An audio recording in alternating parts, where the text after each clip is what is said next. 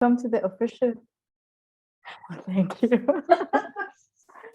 Okay, welcome to the official opening event of the Novembre Numérique Festival in India, Sri Lanka, Bangladesh, and Nepal. This year's global theme is digital inequality.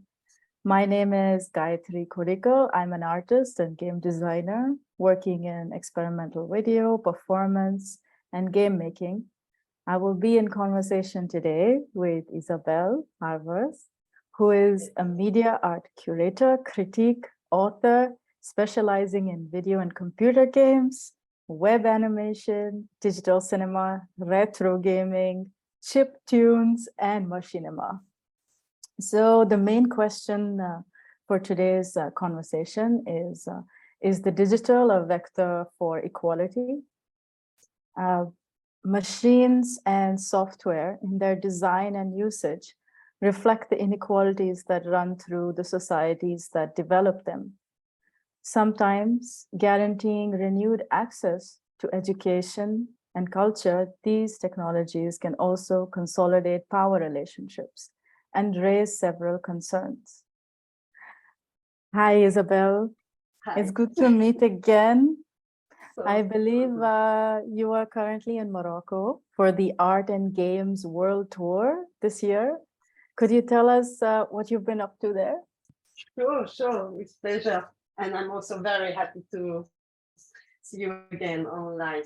So I'm invited by the French Institute in Morocco for a new step of the Art and Game World Tour. I will speak about it later, so I will be a bit fast to present it, but the idea is to meet and interview digital artists and game makers here in Morocco through machinima workshops that are like movies made with video games workshops, but also lectures. And we are currently organizing an event on the 17th of November, the Art Game Demo with Chloé Desmoineaux. It will be like a party mixing presentation of games and artworks made in Morocco in order to create an encounter between the art and game community here. And it will be in Rabat. Wow, wow, that's wonderful. So I would like also maybe to know more about your latest practice. Yeah, actually, I do have some images that I could show just to introduce my practice and who I am. I'm going to share the screen.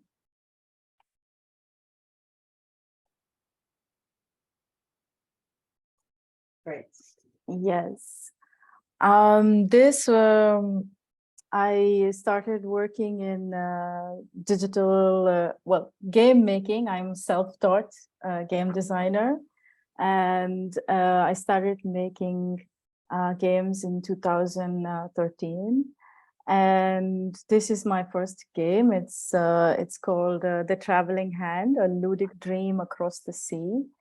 And it was a two-player game around where you investigate as a dreaming self and waking self. You investigate the story behind these remains of a Georgian queen that was found in India. And I soon decided to, because the story and my research grew enormously, there was historical evidence from Portugal, Persia, Germany. So I decided to shift from the digital space to a board game space so that I could, envelop and gather as much of stories I could into the game world. And here you can see I've made a board game, but it's also a hybrid board game. In that sense, you have a custom controller that opens up, evidence in the form of found footage, material, and sound. Here you can see a little bit more of it, how you play the game. And this was exhibited in Mumbai in 2018. And then I made a sort of traveling version of it. And this is played in Rotterdam, where I got to play with the people, residents of a kind of anti-squat community I was living with. Then I decided to get into immersive room-sized installation games, also mixing analog and digital. And here in the central part of the room is the investigative room, in the investigative space. Again, you are investigating an historical artifact and trying to uncover the various pieces of evidence and story material. And it's a true story around the remains of this Georgian queen that was exhumed in Goa. Here you can see a little bit more elaborate how the story is interconnected and how you travel through the space. And you never really encounter the same story, again. It's all different stories that you follow through each time you play. Then this, while making a game, I realized that, it takes a really long time.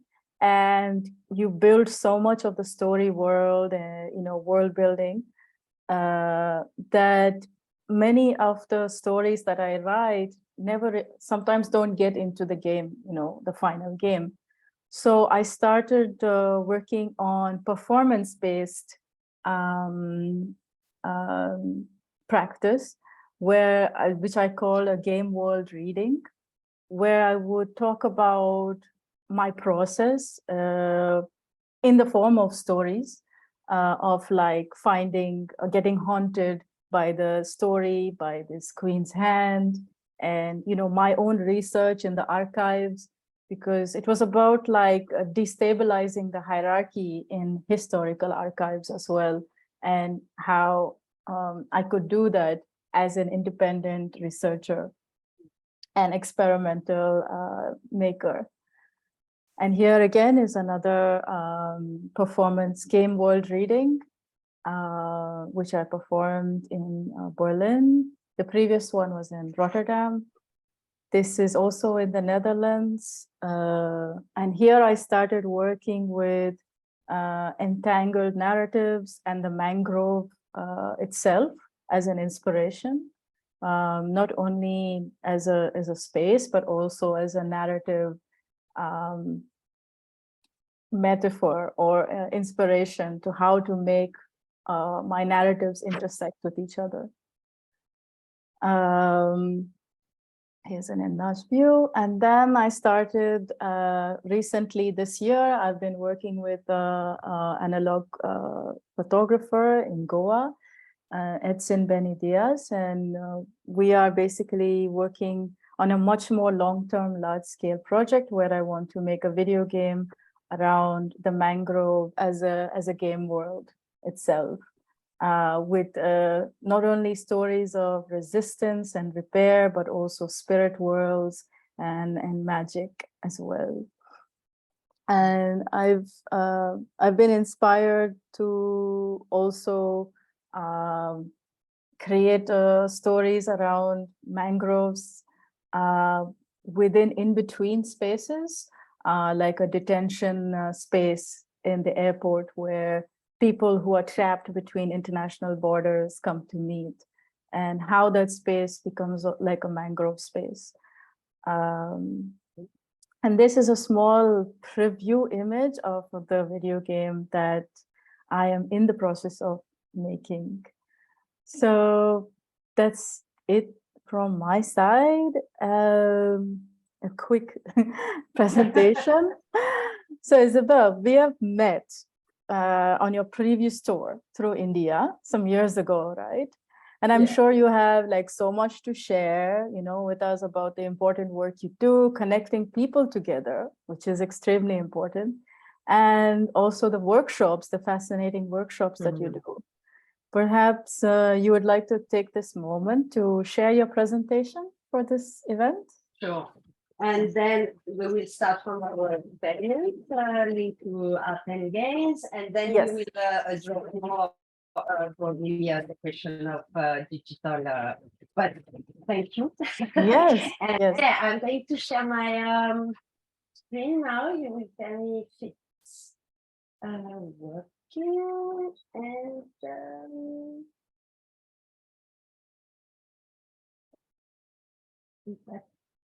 does it work? Yes. Okay. So yeah, I will start by from my perspective, because I'm perhaps not a specialist of digital divide, but I've been a curator in the art and game field for the last 25 years, and actually, I started to work on that field because I talked with some teenagers who told me that they were doing video games, that they loved so much video games, that they would prefer to live inside games and even compared to television. And that's when I understood that games were a very serious question, because if they were able to shape our imaginary, they would be also able to manipulate people's mind and to impose a certain vision of the world. And then I've been like curating projects in order to highlight the side of video game and lab, what the more alternative or experimental or independent game sites. And I've been doing that for 20 years almost. But then I realized that I was most of the time working in Europe or in the US, and also showing projects coming from the same part of the world. And through that practice, I was also like traveling to do machine in my workshops. I decided to give machine in my workshop in order to try to change a little bit the way things are doing, because at the start, these workshops were intended to teenagers coming from the suburbs or who were a bit away from the school system, in order to transform a mean of consumption into a mean of expression. And I wanted to start with that in order to explain why 3 years ago I started this project, the Art and Game World Tour, because I wanted to see how questions of diversity were issued in the South. So I started the Art and Game World Tour, and I went so far in 15 countries trying to meet and interview artists and game makers, as I am doing now in Morocco, and with a specific focus on female, queer, feminist, and decolonial practices. Because I saw that most of the time in mainstream games, we talk about misrepresentation of marginalized communities or lack of representation. So I wanted to meet game makers who are reappropriating themselves the narration on themselves and on their culture, in order also to highlight all the types of representation between non-cage and story. And what I realized by traveling is that the gaming market changing. It's a very recent phenomenon that is allowing many independent studios to emerge in Asia, Latin America, and Africa. And that's what I'm gonna just share with you. So it will be a little travel around the Spanish continent, trying to show that thanks to a very young population in the three continents, but also with the rise of the use of mobile phone technologies and online entertainment, the countries that were formerly subcontractors or only working on localization of games are now able to produce for the local market, but also for the global market. And so we are like able now to see that this new trend allows, let's say, many other voices to emerge and to speak.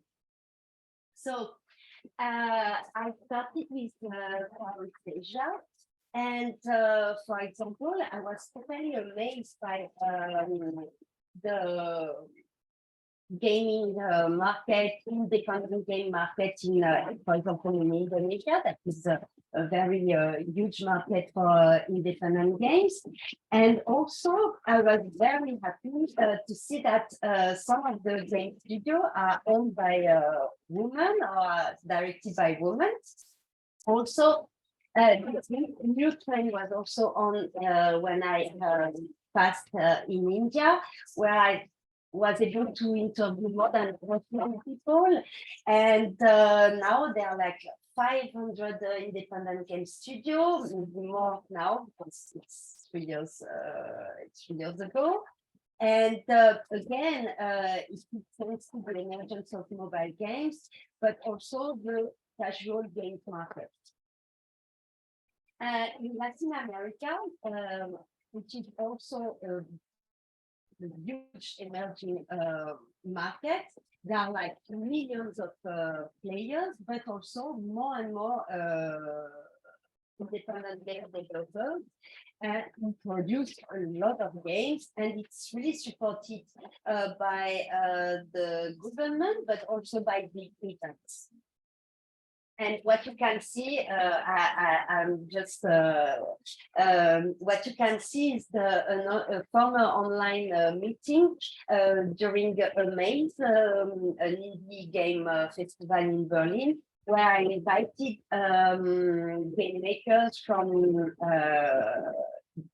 Latin America to present their work.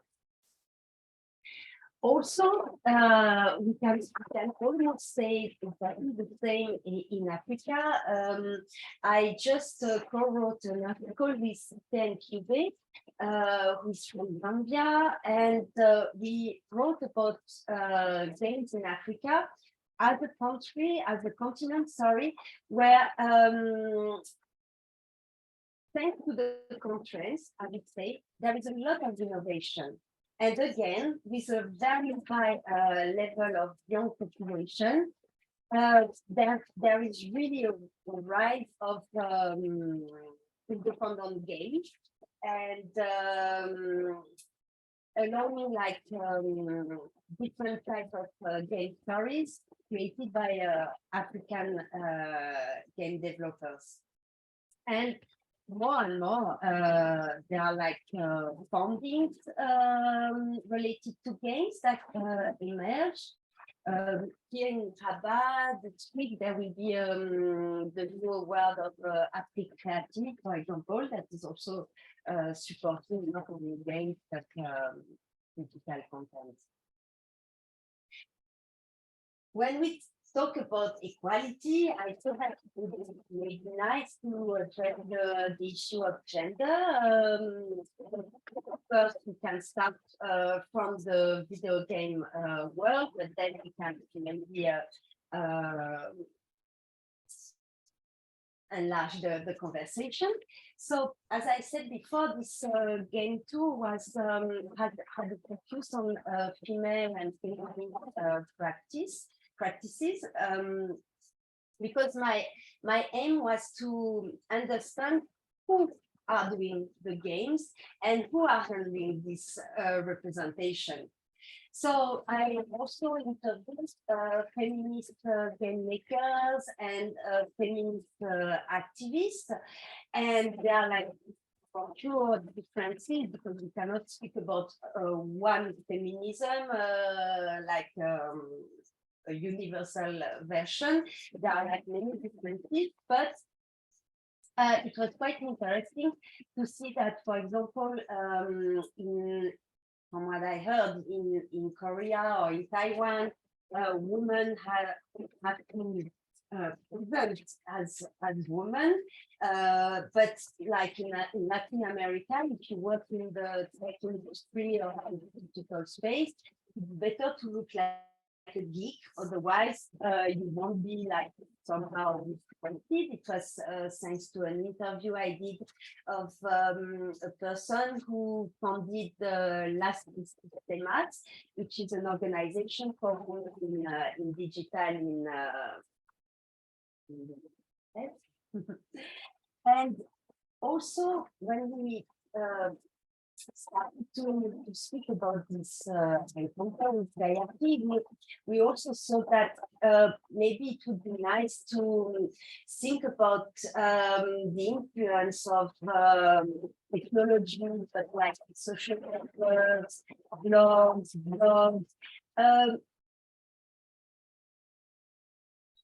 as a support to the emergence of voices that were before not able to access the media. And here I'm referring to Gianna Ribeiro, who wrote The Locus of Black Speech.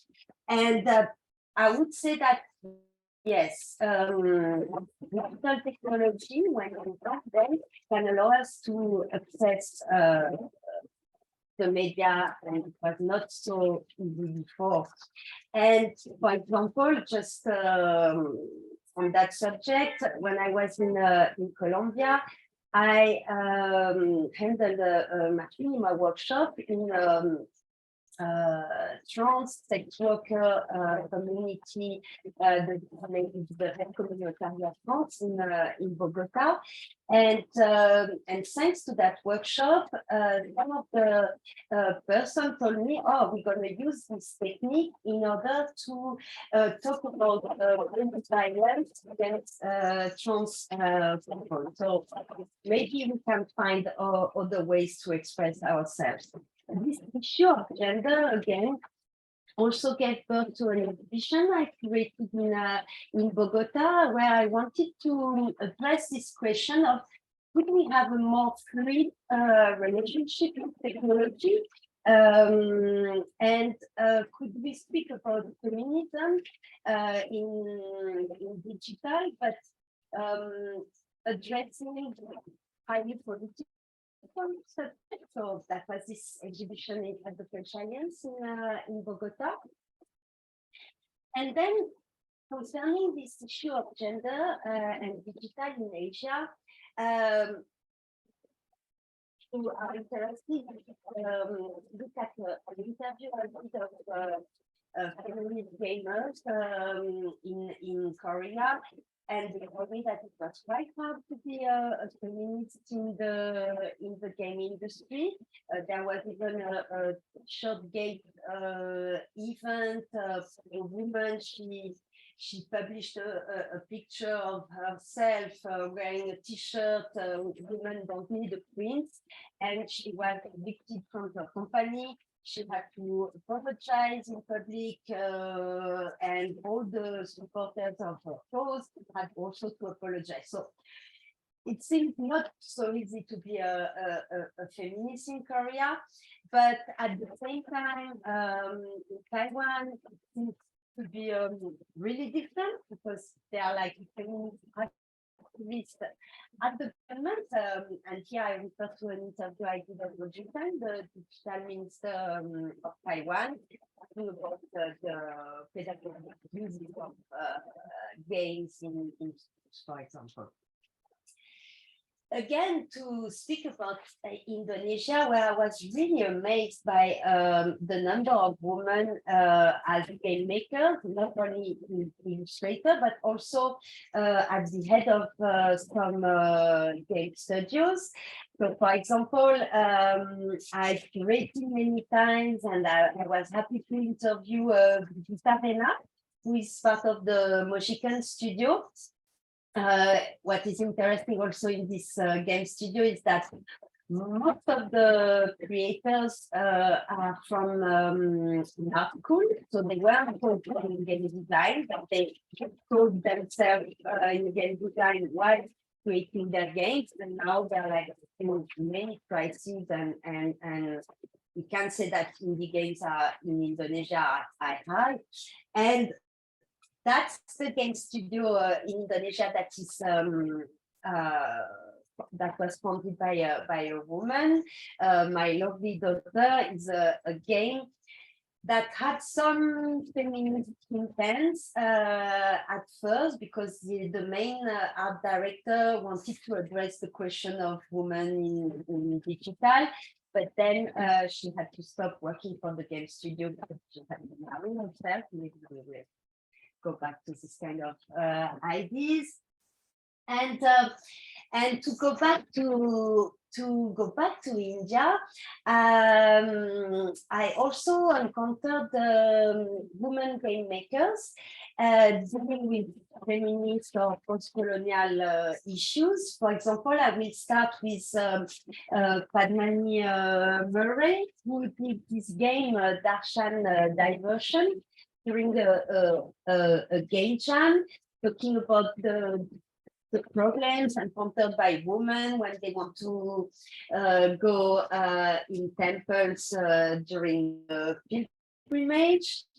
And also Akra Shafiq, who did this online interactive game, Enter Sultana's Reality. Isabelle, And would yes, you have some images that you could show us about? You don't see my screen right now? We see the main title screen. Oh, yes. I'm sorry, because I thought it was you could see all the images. Let me see. Oh, wow. I'm going to share again. I'm sorry. Okay, let me share again. Yeah. Right now, can you see? Yes, I can see it. Oh, I'm sorry. You only saw so far. You only saw the title. Yes. Oh. Oh. Okay. Maybe we could see some pictures at the end so that we can get a refresh of what you. Right now, can you see? So yes. So just for you to see the last images. Really sorry. We can probably see them at the end of your presentation, a sort of refresh of what you said. Okay, sorry, I'm just getting back to, and then let's start again. I mean, not start again. Let's go on. But we can. Sorry about that. So. Yeah. I was very happy to interview Akra Shafiq on her work Enter Sultana's Reality, because it was really addressing some of the issues I was very interested in. For example, the post-colonial issue, the representation of women.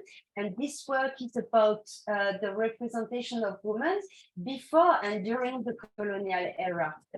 And it's also about the education of women, and I really recommend to visit and interact with this work. And finish, or not to finish with India, I was quite happy to meet Poignant Starman, who is now an ambassador of Women Games. And also she's the director of design at Zynga, and she became part of the Women in Games Hall of Fame. Super amazing, and we met when I was in Bangalore. So it's, I think, sometimes to change the narrative, it's very important also to see successful women in the digital in order to maybe create some vocations. Are you on the next slide already? Because again, it's not changing. No. Okay, I don't know what is happening. Maybe. And now, still no. Yes, now I can see. Then the slide you're on. Cyborg Girls. Yeah. So maybe I don't go full screen. Yeah. We can Better. keep it like Yeah. this. And I will take this as an opportunity to say that, of course, we can see these issues of digital divide or different access of women to digital, but we can also see these issues as opportunities to be more proactive. And that's what I've been trying to do in the last 20 years, trying to promote women in digital and then also women in games. But that's also what some women are doing in Mexico. And I wanted to just say a few words about the Cyborg Girls. It's an event organized by a Chilean artist. Her name is Constanza Piña. And what I really enjoyed in this meeting is that everyone is giving workshop and everyone is learning at the same time. But there is not, again, somebody who knows and who teaches, but everyone is a teacher. And I think it's really facilitating the situation regarding digital differences in terms of access or knowledge. In the same way, so can you still see it? Yes, yes, I can see. We can see.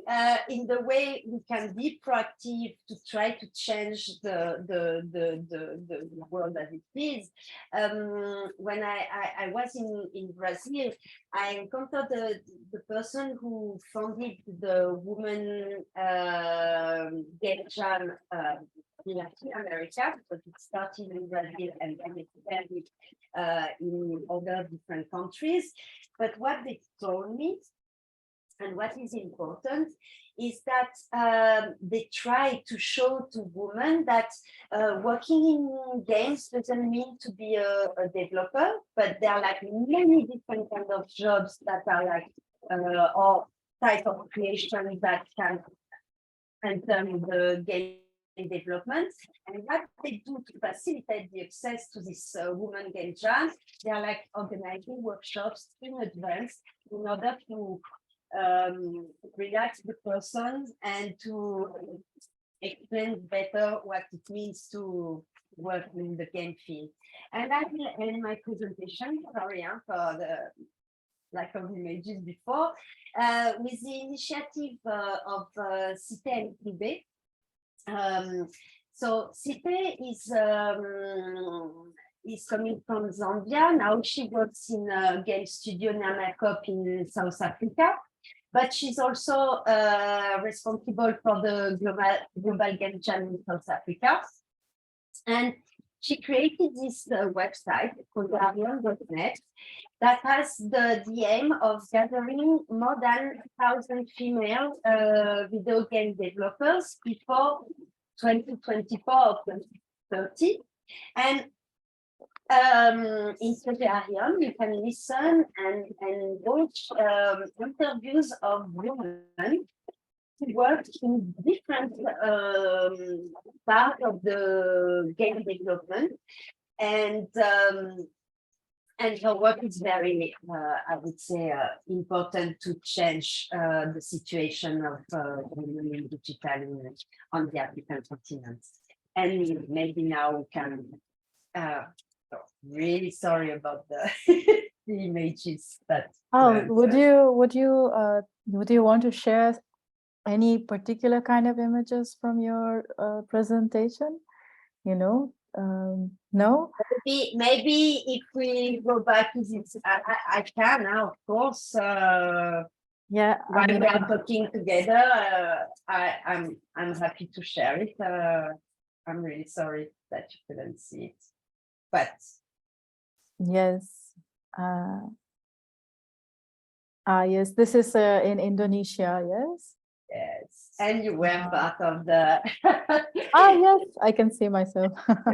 So yeah, the point was to show this online meetings with game makers from South Asia, and the integration of queer or feminist issues in games. But maybe we can open the discussion to Yeah, okay.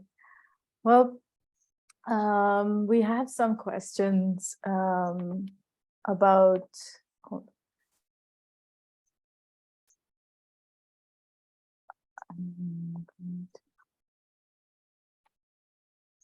Sorry, 1 second. We have some questions from the organization. Here's the first question that we have is, what is the relationship between art and digital technology? And I think this is something that you have also studied very much because you've also worked with digital film and audio and music as well. What would you like to? Actually, I come from a political science background, and during my studies, I had to write a thesis, and it was related to the consequences of digital virtuality on our body and our mind. And because of that work, I started to be more and more interested in digital technologies, but as a way, let's say, to be an activist in the cultural world. And that's how I started. First, I curated online exhibitions. And then my first big exhibition was art and game project. The relationship between art and technology started, let's say, at the beginning of the last century. So it's not really new, but as it was during the introduction, the late events and the pandemic really changed the way people are understanding digital art and immersive technology. I think before it was less, it was a bit more obscure. But since we got like more into Zooms and WhatsApp calls and all these things, I think it also helped to understand that more and more artists are using not only, but digital technology to express themselves. So it's not totally a new trend, but yeah, absolutely. I see a lot of artists nowadays using artificial intelligence as well to make images, because I think the image making and technology really became central to a lot of artistic expression. And yeah, for example, this work is made with artificial intelligence. It's made by a Nigerian artist, Uchenna Okiya. And it's quite interesting also to see if we can, let's say, decolonize or try to decolonize artificial intelligence and propose different types of representations thanks to them. Yeah, absolutely. I mean, I think mostly the artificial intelligence is programmed by many programmers that are not in the global south. So it's very interesting how artists from the global south are using machine learning to feed in their own diverse content. And by the way, there is a new network that is starting in Senegal, but also in Ghana and Kenya, I think. the name is Grain, Grain, and it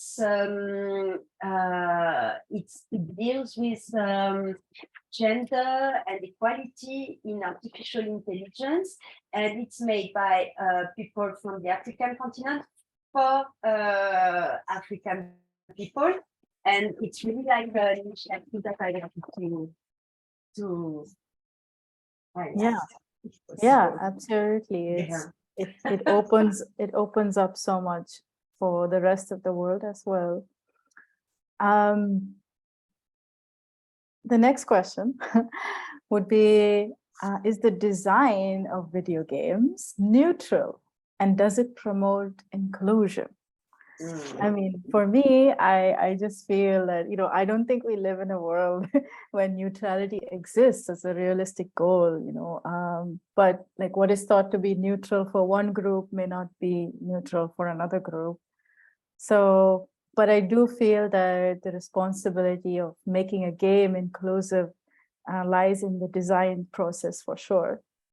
And I, as a game designer, am very conscious of the games that, what I represent in my games, and for the game to be plural, and making sure the politics is also in the details and not to, simplify it and generalize. What would you think? For sure, it's not neutral, but for sure, each software, each hardware comes with its own representation, its own rules, and then even if you want to address more inclusive subjects, you will still be using this software that have their own representation system, but that was one of the point I wanted to better understand while doing this art and game world tour, because actually, and again, new trend, but so far I was able to encounter, for example, Afro-Brazilian game makers, game makers, or African women game makers, and really reappropriating the representation, the narratives. So even if the design of the game is not neutral, we can also hijack it and use it to address other subjects, and I hope more inclusive. Yeah, I mean, that is what you do with machinima and modding and hacking. Yes, yeah, that's so much fun. Yes. Okay, in what ways can video games be seen as a new language and medium for artists? I think like video games really can be a great medium for storytelling. I mean, and in my experience, it really helped me represent history in a very diverse and non-hierarchical way. Between colonial historical records and oral histories, and witnesses. So, and also the rule of play and the play experience as well can be something that you can represent from your own identity. For example, how you experienced when you were in Bogota, I think, right, with gender, diversity in gender. Yes. Can you just remind me of how does video games be seen as a new language and medium for artists? Yeah, what I like in the book of Adrienne Shaw, Gaming at the Margin, Gaming at the Edge, is that she showed that we can see games as a new form of text. And as I was saying, as an introduction, talking about how games are shaping our imaginary, as before fairy tales were shaping our imaginary, we can really think about games as a new form of expression and as a new language. And again, if I started to work on that field, it's really because I understood that games were almost the first way to apprehend the reality for many generations, and that we had to be very careful on this new language, because at that time, and it's changing really now, but at that time, games were really considered as nothing, something for teenagers, only violent, and we don't care, and we don't pay attention.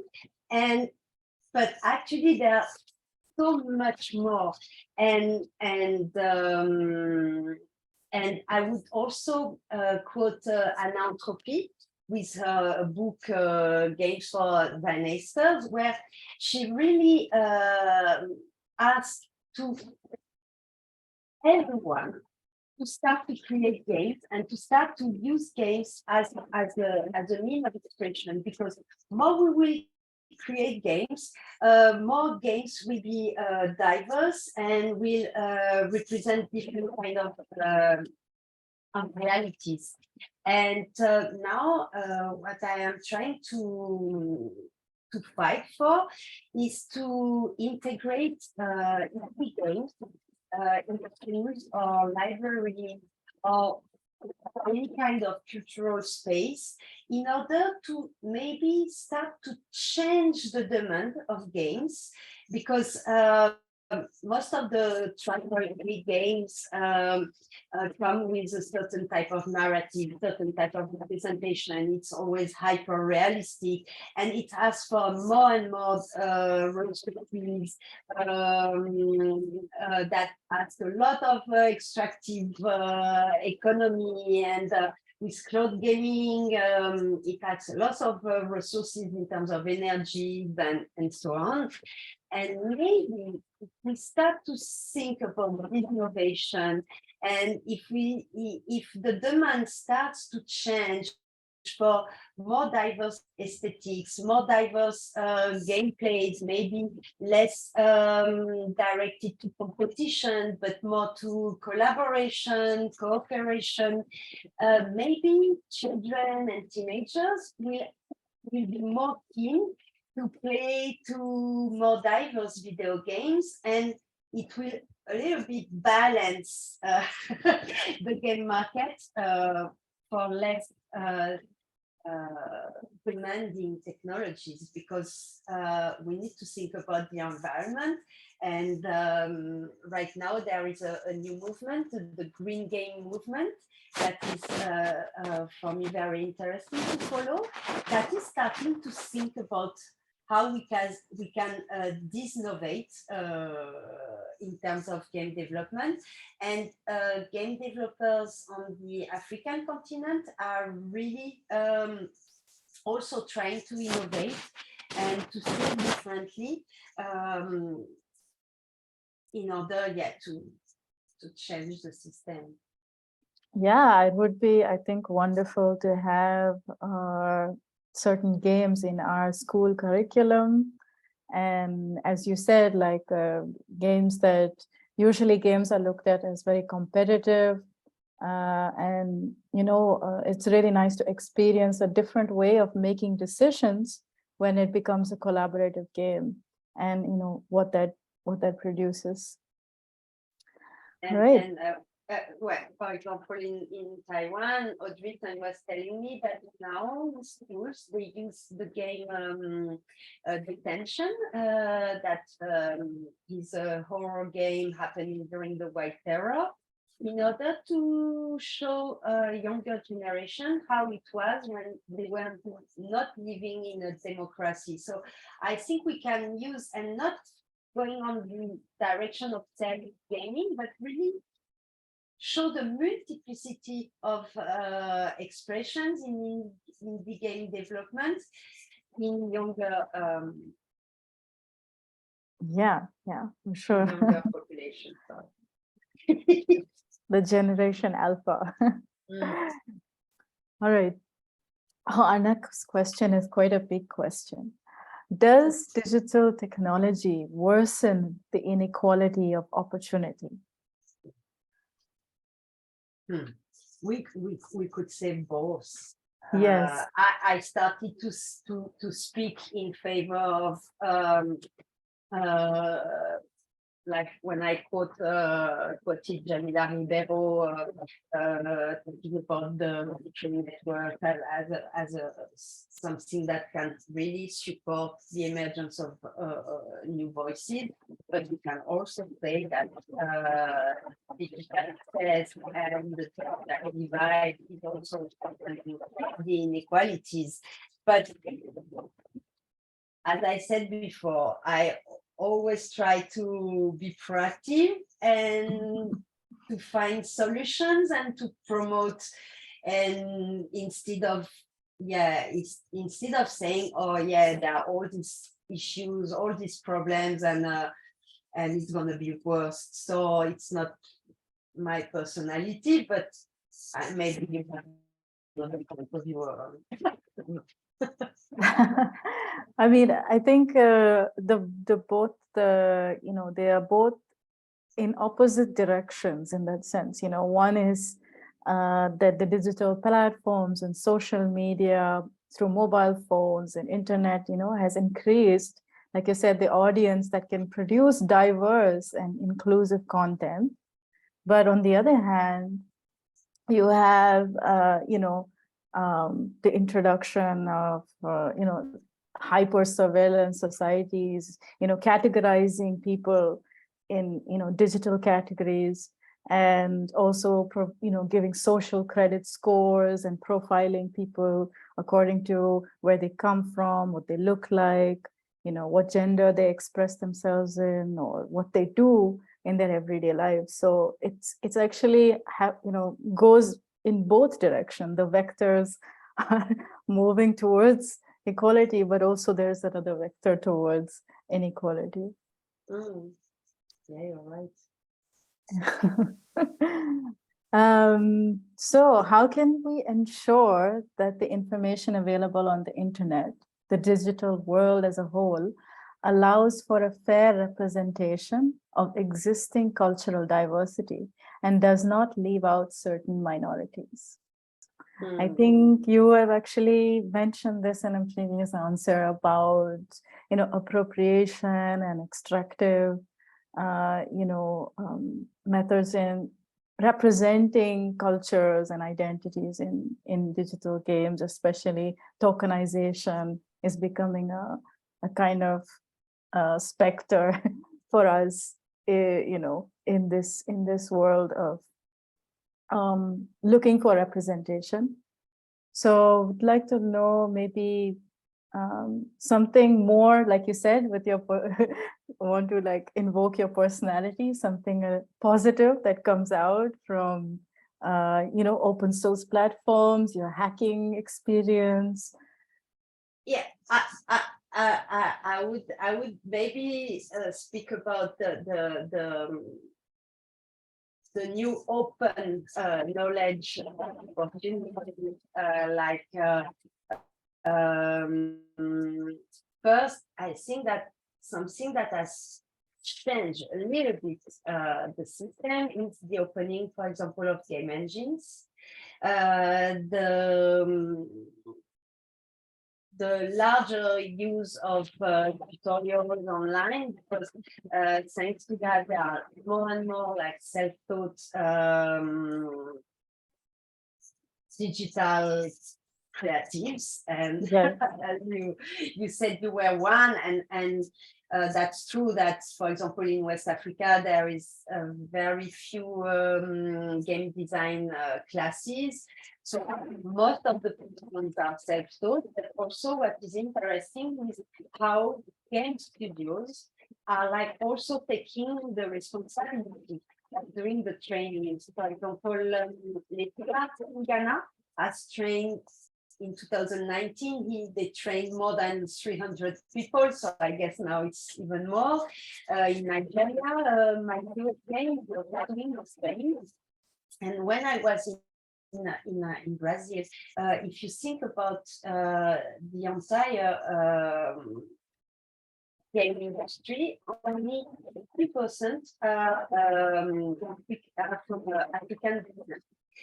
And when I met the studio Suzeril and also the studio Gayatri, what I really liked in their practice is that it's not only that they are creating games related to African Brazilian culture and to the people, but they are also trying to change the things by organizing workshops and by training people again themselves. So they are like maybe parallel networks and that maybe can change or trick the system. But again, I would go for fraction. Yeah, I mean, I think you mentioned once to me also about the different kinds of creatives that are also making games now. It's not only the new generation or game design students, but I think you mentioned once that you met a cop who was also getting into game design in the nighttime. Yeah, it's in Korea. So I think now he speaks publicly about it. But Somi, who is a great game designer in himself,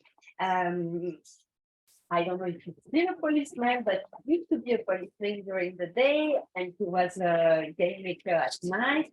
Also, another interesting story on how we can deal with game making, and it's not only easy to make them. In Senegal, the studio Amanirenas has two main departments. One is VR and 3D representation for big buildings, and the other is making a VR games about slavery history. It's a hide and seek game, and it's called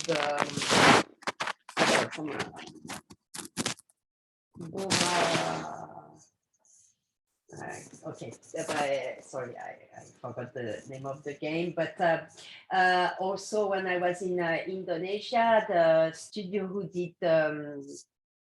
Raging Game, they work on interactive apps and web apps for 75%, and they keep 25% of their practice to create games.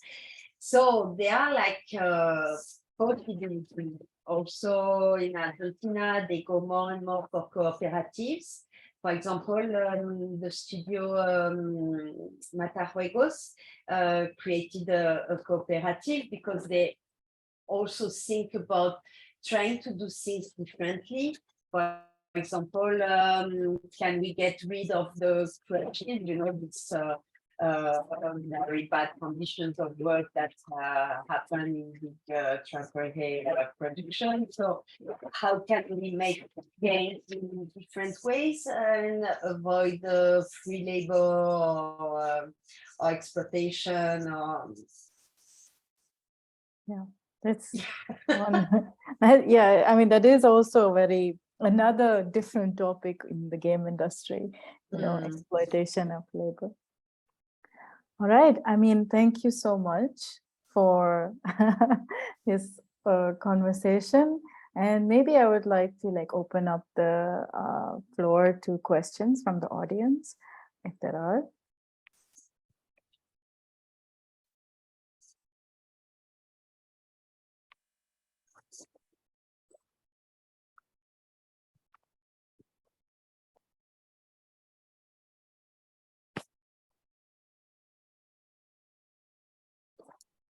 Mhm.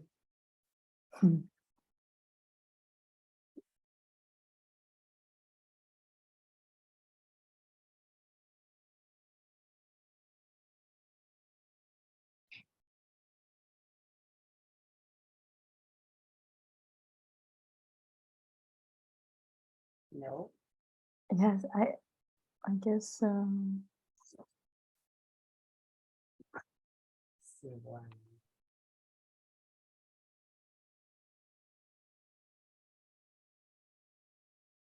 So we have a question. Could you please give examples of game modes, independent studio or independent game makers that pertain to the issues discussed?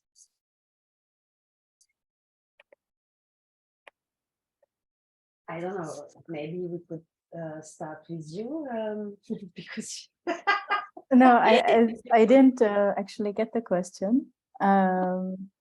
it's in the Q&A. Here I can show it. Yeah, Q&A. Okay, I got. Because of course, then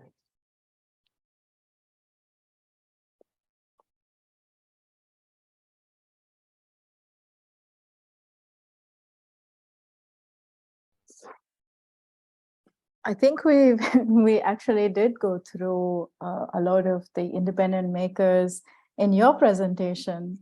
I can show a few games. Yeah, I think Yeah. maybe we can refresh with some images because I think it didn't. Let's try, and you will tell me if I am sharing my screen or not, because I feel so sorry for the. Yeah, I think if you Can keep it. Can you see my screen? Yeah, I think just don't. Will not use the full screen mode. Yeah, We'll just. I don't. Yeah. So, for example, just it's not a coincidence, but here is a game about Japanese that me created. We were just talking about him before in Korea. It's interesting because it's totally based on the Korean law. So if you want to know about freedom and internet in Korea, you can play this game. And at this stage, for the moment, we are doing a democracy, but what if this law would meet catastrophe, what will happen in terms of surveillance? I was also a subject that is quite strong. I hope it's not like No, we can see the video. we can see the video. Yes. So it's a game made in Korea. It's a post-colonial game, let's say, or neo-colonial game, because it addresses the question of comfort women. These women who were like captured by Japanese during the last World War to prostitute them. And it's a game about some survivors of this tragic event. 100,000 women were captured. It's a lot. I think only those who survived, it's a lot. And every Wednesday they go in front of the Japanese embassy to ask for recognition, and they did a game where one of the survivors is the main protagonist, and she has the capacity to go back on time and to try to be able to save herself and her colleagues. Detention that I was mentioning before, and to stay on the subject as well. I would like just maybe to say a few words about Daniela Fernandez, who is an independent game maker in Argentina, but she's a descendant of the Guaranis, and she's using games to highlight Guaranis and practices. She's now working on she just published another game on the legends. The name is Like That Die. And it's about a shaman who has to climb a tree, a black tree, in order to save a village. Also, while I was in Brazil, I was really interested by the work of the online game Contos de Ifa, that is dealing about sexuality and candomblé, which are the Yoruba deities that the slaves from West Africa brought to Latin America. And then I had few examples of games made in on the African continent. I mentioned before Letty Arts, which is one of the first game studio in Africa, and they're trying to think the idea of heroes, because everywhere you go, the main inspiration for heroes are all the anime or the Marvels, and their work is trying to show that there are heroes on the African continent. So it's a bit of an African view, but of course the character that you can see that is from the Africa's Legend franchise is wearing kente, which is a typical fabric from Ghana. Also, because you were talking about the traveling ideas and in Ghana, I encountered the person who created Greparot Interactive Studio, and he did this game on the Mancala. And traditionally, we believe that it's an African game, the Mancala game. But what we wanted to address and to show is that this game, because of the trade routes, traveled around the world. And the game that is played in many different countries, even in for example, in Germany. And in this game, it's a 3D game, you can play the different versions with the different rules of the same game. And I think it's quite interesting in terms of intercultural storytelling. There are a few examples. I could go on, but I don't want to Thank you. There are like also games in that are like queer games made in Brazil, Florescer, for example. It's about a trans teenager, a transgender teenager. Queer games in Japan. Yeah, I mean, this is also wonderful. I mean, we usually hear about similar games from UK and the US, but it's so nice to also get to see games from, you know, Latin America, Africa, Indonesia, and probably on your next tour in India, you will also find some games here as well. I hope so. Yeah. We can take another question, maybe.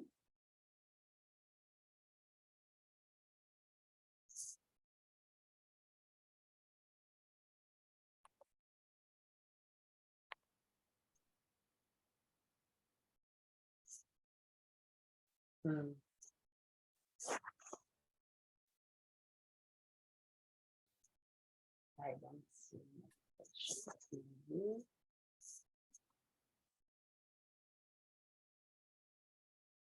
Yeah, I don't think anyone.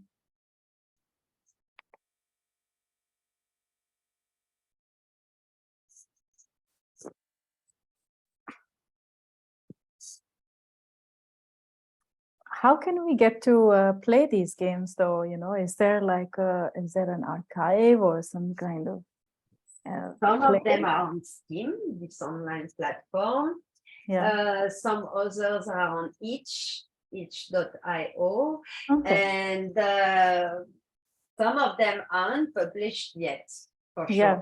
Because for example, I was mentioning this game. I remember now the name of the game made in Senegal by Amani Renas is Langaburi. They are like working on the game development, so it might be published in year. But most of them, and sometimes they are available on other platforms. without mentioning that a lot of them are available on mobile phones, and just to keep a little information, recently the Triennale of Milano just curated 4 games, art games, and one of them, so it's available on iOS and Android, and so you can download them. And one of them is made by Afane Makov, who is a game artist from Ghana. He's a Selftaught. He used to be a student in the art school of Kumasi. Nobody in the school was able to, I don't know, train him. So he was totally self-taught, but supported by his school. And it's a game about mining. So I would recommend to download this 4 games compilation online from the Triennale of Milano. Yeah. And because it's also addressing the question of extractive economy and what it means to play online. And it's quite funny that you mentioned mining, because mining is usually like a mechanic now in games. Oh, you're mining for things and you get to make things. And here you have a game just extrapolating on just that, and giving another meaning to it. That's really nice. Yeah, and made, let's say, on the African continent, because there was a game before made by Paolo Pedersini of Molle Industria in Italy. I think it was iPhone Story, something like that. That was, by the way, cancelled by iOS, so you couldn't find it on for mobile. But it was also like telling the story of game making from the social and political issues in terms of game making, but then also the extractive economy, and then the e-trash, because it's really an entire process. Yeah. Speaking of e-trash and things that are old, have you ever come across any old games from these regions or countries, that didn't get to be conserved, or I don't know, got lost? I interviewed the first game maker in Brazil who did a game, The Way to Valhalla, I think. And it's still possible to play that game that was made for CD-ROM. But in terms of retro gaming, what could be interesting also to say is the influence of bootlegs, for example, in Latin America, because there most of the games and most of the consoles were taxed by the governments, and the prices were so high that nobody could afford to buy games. So it created a lot of black market and bootlegs. And thanks to that, for example, in Argentina, the arcade movement is still very very hype, let's say. So you have a lot of arcade bar and chip tunes parties where you can play games, and there are people who are still developing games for arcades, which is not so common, but it's really related to that influence. And for example, there is a game that is super nice, Nave, and there are like international tournament of this game, and so again, sometimes because of some constraints, all the types of creations are emerging. It's also very, very interesting. Absolutely. I think we can try and wait for another question if there is. But yeah, I would be looking forward maybe in India to also see more games in regional languages actually, uh, rather than just the English and Hindi. I mean, for that, Raji has made a big steps because you can hear the sound, and the immersion in the culture is not only like related to playing inside wonderful monuments that were like influenced by Rajasthan, but also in the music, in the different aesthetics, the comment on dit, le théâtre d'ombre, the shadow theater, also the inverse sculptures, and there is also this game, Mystic Pillars, by the Holy Co-production studio, who has like made available, I think, more than 25 languages. And but the voiceover is in Bangalore dialects, or I don't remember the name of the in Kannada. In Kannada. Yeah, exactly. And also you are immersed in the south of India, non-frame narrative. And you're right. I really believe that using our own language to express ourselves is very important.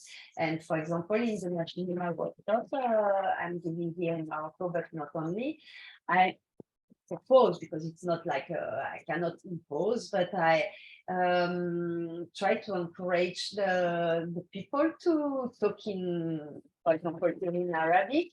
And in the workshop we did at the National Institute of Fine Arts in Tétouan, 2 machinimas were made in the local dialect, and it's also very important. Language brings so much on the culture. Yeah, absolutely.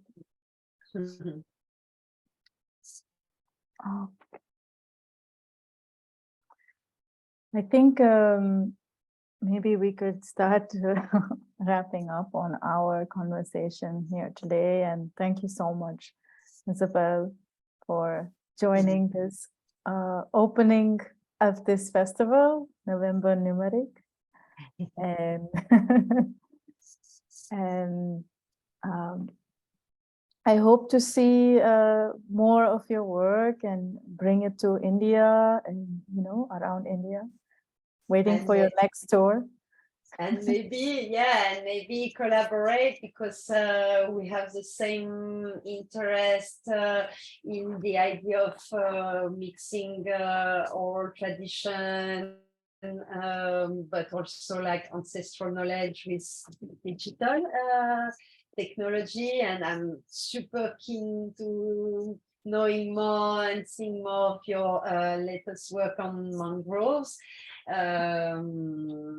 And thank you. Yeah, and I hope we can really use digital technology to enhance the to make more visible some culture or some people who have been like somehow invisibilized by colonization or by religion or by, and let's see if we can go on and change things. Thank you so much.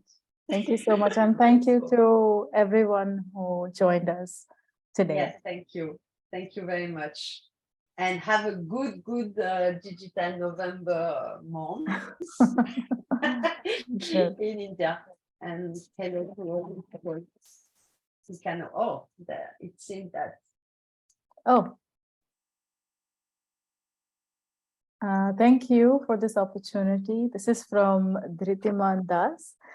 Thank you for this opportunity to hear from the both of you and learn about your very interesting work. This has been very fresh and immersive, given that I do not have a background in design or art. I sincerely hope that more opportunities for intersectoral convergence would become a possibility. And thank you, Tritiman, for your comments. Thank you. We do our best to. But there are things, that's what is amazing.